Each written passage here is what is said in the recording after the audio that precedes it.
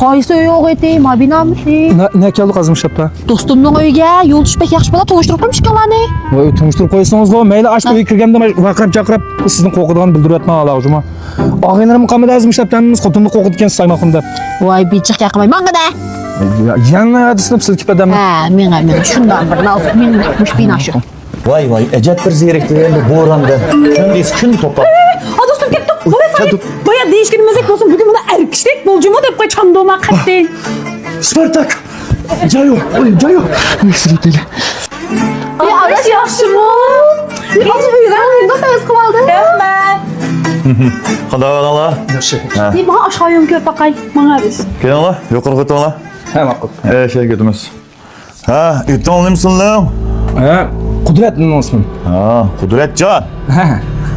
Ma Ercanning qosiya, ma usuzlik ichinglar. Bu siz ishib qo'ygan suvda bu. Ichinglar.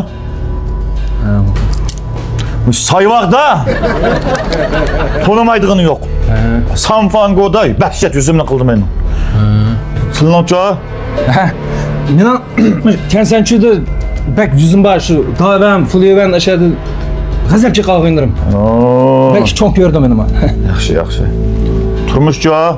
Ha, turmush ko'rmazdek ayolim shu. Yan to'y qilgan. Qo'rqmaydiganlar? Xotindimmi? Ha? Ya qo'rqmaymiz.